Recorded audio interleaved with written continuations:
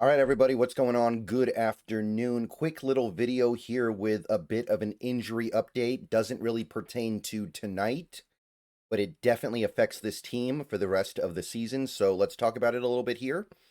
I haven't seen any further information about the Rams and who exactly they're going to have tonight. By the way, I know that this tweet, which is from yesterday afternoon, lists out Devontae Adams is doubtful and Braden Fisk. And by the way, it was Braden Fisk. I know I messed that up in my video last night, but it was Braden Fisk is questionable. I don't know if those guys are going to play yet or not. It has not been confirmed one way or the other. So we're not talking about that. We already knew Adams was doubtful and Fisk was questionable. We're here to talk about the other thing, Charles Cross. So we know he's out. We know he's out for tonight. But what we don't know is he going to be out beyond that? Well, Ian Rapoport has some information.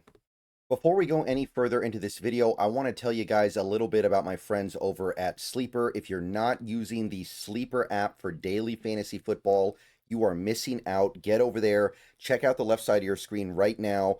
I've got the app up. Look at all this great stuff you can get up to. Look at all the over-unders you can pick on. I've got an entry for this week. Let's take a look. I got Mike Evans over 60 yards. You know they're going to be throwing him the ball a lot. I got Keenan Allen over 36 yards. You know that he's going to want to try to cash in a little bit here against a weak Dallas defense. Jamar Chase with the anytime touchdown on Miami, and J.J. McCarthy under 189 passing yards. So get on over to Sleeper. You can put together a ticket just like this. Use the promo code SBN to get up to a $100 match on your first deposit. Terms and conditions do apply. See Sleeper's terms of use for details. Check it out. Put together your own ticket and have some fun with sports. Back to the video. As you can see on your screen right now, Ian Rapoport believes that Charles Cross has a 2 to 4 week injury. So 2 to 4 weeks. It is a hamstring, so it kind of makes sense. Now, let me just go ahead and say this, and you're not going to like hearing it, but let me just say it. A hamstring injury has the capacity to go on longer than initially thought.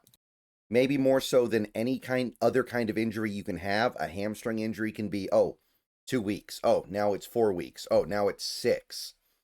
And it's not very predictable. And when it does happen, it's not really all that surprising. So I'm not saying you should completely wall yourself off from potential bad news here, but according to Rapoport, it is believed that he will be back for the playoffs at the least. So there's a little sigh of relief you can definitely breathe here.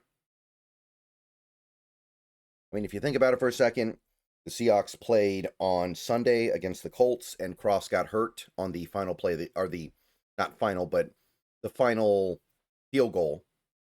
And now we are 4 days later. He's obviously still out.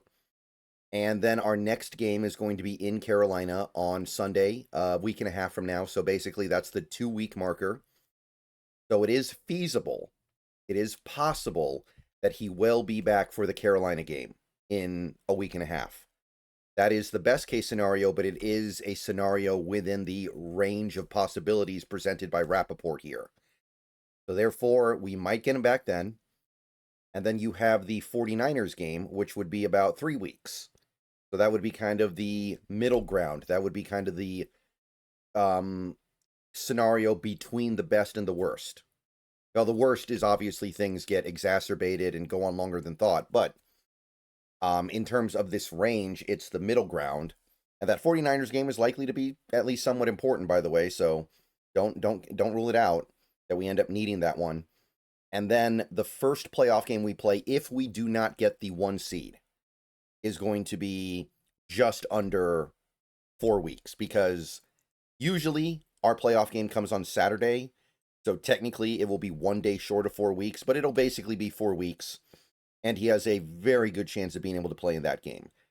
Now, obviously, the goal for Seattle is to get the 1 seed. It's still well within reach. If they win tonight, they will be odds-on favorites to win the 1 seed, get that first round bye, and then Cross doesn't even have to worry about playing that week. And then we just need him to get back in time for that divisional round game, which is 5 weeks after the injury. So whether or not you feel comfortable with Charles Cross playing his first game in a month in a playoff game, I mean, that's up to you. That's going to be up to each individual person. But it, I think it can be done. For one, Charles Cross is young. This is not a 35-year-old player trying to come back from an injury, and you know it's going to take him forever to really get back. This is a 25-year-old. He just turned 25. So he should be able to get back much quicker than an average-aged or certainly an older-aged player. And also, if Seattle gets the 1 seed, who are they likely to have to play in the first round? It's going to be a team like the Lions, the 49ers, the Bears, maybe the Packers with no Micah Parsons now, maybe Tampa or Carolina. And all these games are going to be at home. These are going to be flawed teams. These are going to be beatable teams. I think the Niners and Rams in particular, those are two teams that are just going to kind of collapse in the playoffs. And that's not because I think they're like frauds or anything. I just think that they are taxing their rosters so much that they're not going to have anything left for when they get to the postseason. I mean, think about all the work the 49ers have been forced to give Christian McCaffrey, because so many of their other players that they were counting on have not been there for them because of injuries. Think about how far down they've had to dig defensively to just put together a full roster because of all the injuries they've had over there. So, teams like that, teams that are playing some really bad football right now, like Tampa Bay, teams that are clearly just going to be very happy to get into the playoffs at all, like Carolina. Again, Chicago will be kind of happy to just be there because they haven't been a playoff team in many years.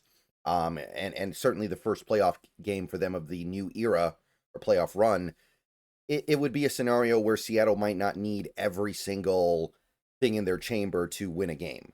And if Charles Cross needs to go out there and kind of acclimate himself a little bit, it's not the end of the world. So that's if we get the 1 seed. If we don't, then, well, I mean, it kind of depends, right? We don't know who we're going to play.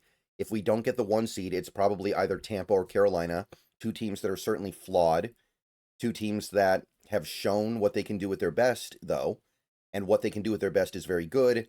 So then it's a little more stressful, but we'll cross that bridge when we come to it, I guess, is what I'm trying to say here. Right now, 2 to 4 week injury. Expect to see Josh Jones not only tonight, but honestly, I would expect to see him against Carolina. It's going to be up to Kubiak and Darnold to really kind of play the right way to mitigate this loss, because it is a loss. I'm not going to pretend that it's not. Charles Cross is significantly better than Josh Jones, but there is a way to still get it done with Josh Jones on the field. All right, I'll see you guys later. Go Hawks. More stuff coming soon. Got an article going up in less than an hour over on SI. Go check it out.